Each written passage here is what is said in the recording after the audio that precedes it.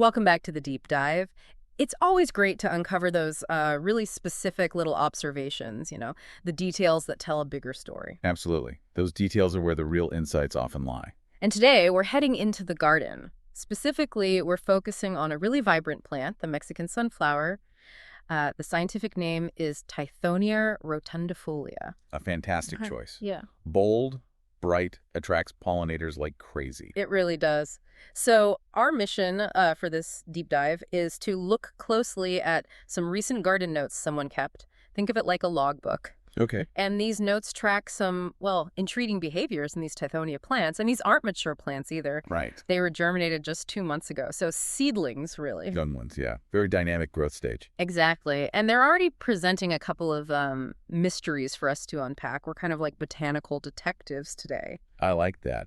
And focusing on these specific notes, these individual observations, it's just so valuable. Why is that? Well, because paying close attention, like this gardener did, helps us understand the plant's own signals.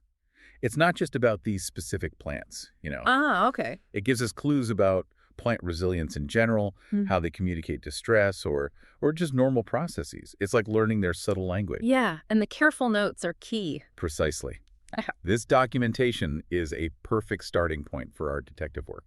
Okay, let's dig into the first main clue then. The primary observation from these notes is about a peculiar issue. These young Mexican sunflowers, the Tithonia seedlings, they're doing this thing where their bottom leaves wilt quite noticeably, and then they just drop off. Okay, bottom leaves wilting and dropping. Yeah, while the rest of the plant seems to be growing upwards. And remember, these are just 2-month-old seedlings. So still very young, very active growth happening overall, presumably. That's the picture painted, yes. And what's really interesting is a comparison the gardener makes. They write that this wilting reminds me of basil, which also slowly wilts its bottom leaves that then fall to the ground. Ah, basil. That's a useful comparison. Yeah. Very different plant, but the observation is key. It is, and it leads right to the gardener's own question, is this normal? Like, is it just a natural part of the Mexican sunflower's growth cycle? Oh. Or does it mean something was missed, in the care routine? Some stressor, maybe. Right. The classic gardener's dilemma. Yeah. Natural process or problem to solve. Exactly. It's something you probably run into all the time when looking at plants. Absolutely. And what's fascinating here is the gardener immediately jumping to those two possibilities. That's the right way to think. So let's explore that, the natural growth cycle idea first. Okay. So for many plants, especially fast-growing annuals like Tithonia, shedding older, lower leaves is pretty standard. It's called senescence. Senescence. Yeah, Right. basically the plant decides those lower leaves aren't pulling their weight anymore. Maybe they're getting shaded by the new growth up top. Uh-huh. Less light means less energy production. Exactly. So the plant reclaims the valuable nutrients from those older leaves and redirects them to the new, more productive growth higher up. It's an efficiency strategy. That makes sense, like recycling resources internally. Precisely. But the description here, wilting quite noticeably, and then they drop off, especially on 2-month-old seedlings, it does make you pause. Why is that? Doesn't sound like slow, graceful aging. Well, healthy natural senescence is often more gradual. You typically see a slow yellowing first as the chlorophyll breaks down and nutrients are withdrawn, then the leaf drops. Ah, okay. So the speed and the wilting part are maybe flags? They could be, yes. Rapid wilting followed by dropping in young plants can sometimes signal stress. Like what kind of stress? Oh, it could be several things. Inconsistent watering is a common one. The plant gets dry, wilts to conserve moisture. It might shed lower leaves if the stress persists. Or it could be nutrient related. Maybe the potting mix is starting to get depleted or the seedlings are competing with each other. Right, if they're planted close together. Yeah. Even slight root restriction in a small pot can trigger the plant to try and balance its top growth with what the roots can support. And the basil comparison, does that fit? It does, actually. Yeah. Basil is notorious for dropping lower leaves if it doesn't get enough light, or if it experiences, say, sudden swings in soil moisture. It's also a fast grower. So the comparison suggests the gardener might be seeing a stress response, not just normal aging. It certainly leans that way, or at least raises the possibility more strongly. It shows a good eye for detail from the gardener. So if you were looking at these plants, you'd be checking the watering consistency, the light levels down low, maybe the pot size. Exactly. And I'd also look at the rest of the plant. Is the new growth vigorous and healthy looking? Right. If the top looks great, it might still lean towards natural shedding, maybe just happening a bit abruptly. But if the top growth looks a little slow or pale, then the bottom leaf drop is a much clearer sign of a system-wide issue. Okay, that context is crucial. But just as the gardener was puzzling over these leaves, something else popped up. Something, definitely less welcome. Oh dear. Let me guess. Pests. You got it. Here's where it gets, well, maybe not more interesting, but certainly more complicated. Okay. The notes mention that these Mexican sunflowers seem quite susceptible to pests, specifically, and they named them, especially mealybugs. Ah, mealybugs. Yes, they can be a real nuisance. Little cottony blobs. That's them. And it's not just a general observation. The notes say mealybugs have been seen infesting several of my seedlings. Infesting. Okay, that's more than just one or two. And on seedlings. Yeah, right alongside this leaf dropping issue. So these young plants are dealing with potentially two different problems at once. That definitely complicates the picture. Finding mealybugs on seedlings is, well, it's significant. More so than on a mature plant. Oh, absolutely. Mature plants usually have more reserves, tougher tissues. They can often tolerate a small pest population. But seedlings, they're still building everything. Right, establishing roots, growing those first true leaves. Exactly. They're putting all their energy into that initial growth spurt. Mealybugs are sapsuckers. So they're literally draining the plant's energy. Precisely. They tap into the plant's vascular system and draw out vital fluids, the sugars the plant produces, through photosynthesis. That's energy and nutrients being stolen directly from the seedling. Which it desperately needs for growth. Desperately. So even a moderate infestation on a small seedling can be a really significant drain. It can slow growth, cause distortion, and yes, it can definitely exacerbate leaf yellowing and dropping. Ah, so the mealybugs could be contributing to the leaf drop, or at least making it worse? It's highly possible. The stress from the nutrient drain caused by the mealybugs could easily push those lower leaves over the edge, especially if there's already some other environmental stress, like the potential watering or light issues we discussed. It's like that double whammy you mentioned. Exactly. The plant is weakened, less able to cope with any stress, and now it has these pests actively harming it. Plus, treating pests on delicate seedlings can be tricky.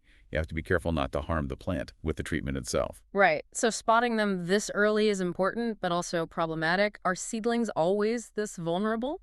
Generally, yes. Their tissues are softer, easier for pests like mealybugs to pierce. They haven't built up the tougher outer layers or the chemical defenses that more mature plants might have. Okay. As the plant matures, gets a stronger root system, thicker stems, it becomes more resilient. Not immune, but better equipped to handle some pest pressure. Finding them infesting several seedlings now, that definitely requires prompt, careful action. So we've got these two main things happening. Yeah. The wilting, dropping lower leaves, and this active mealybug infestation on young plants. What does the gardener plan to do? Well, this is where the notes show really good practice. How so? Because the observer doesn't just list the problems and stop. They explicitly state they'll be watching their progress in the coming month to see how they develop. So they're committed to observing further. Yes. It's not just a snapshot. It's ongoing monitoring. That's crucial. It turns simple observation into a learning process. A botanical detective story playing out in real time. Exactly. And this whole process, noticing the details, like the specific wilting pattern, making that comparison to basil, identifying the exact pest, then asking the right questions, natural or problem, and then committing to watch what happens next. That's the core of good gardening and really any kind of natural observation. Just active learning. It really is. Yeah. And it grounds us too. These are notes from August 2025. This is happening now, a real-world example of someone engaging with and learning from their plants. That watching their progress part implies more than just looking, doesn't it? It suggests they might try things. Oh, almost certainly. A good gardener faced with this would likely start to intervene gently. Maybe adjust watering first, see if that helps the wilting, check the light. And deal with the mealybugs. Absolutely. Probably using a gentle method suitable for seedlings, like maybe a cotton swab dipped in rubbing alcohol for spot treatment, or insecticidal soap if the infestation is wider. Okay. And then crucially, they'll observe the results of those actions. Did the leaf drop slow down? Are the mealybugs gone? Did new growth respond positively? It's that cycle. Observe, hypothesize, act, observe again. That really does highlight the whole journey of gardening, doesn't it? It's not just planting and harvesting. Not at all. It's constant interaction, observation, problem solving. Plants are dynamic, they respond to their environment, and part of the skill is learning to read those responses. And keeping notes like these, it helps the gardener track that, but it's also fantastic for us, allowing us to sort of peer over their shoulder and learn too. Precisely. It's a shared learning experience, even indirectly. It shows that gardening is always about learning, adapting, no matter how experienced you are. Okay, so let's just quickly recap what we've dug into from these garden notes on the Mexican sunflower, the Tithonia Rotundifolia. Right. We had two main things. First, that mystery of the lower leaves wilting and dropping off on these young 2-month-old seedlings. And that interesting comparison the gardener made to basil.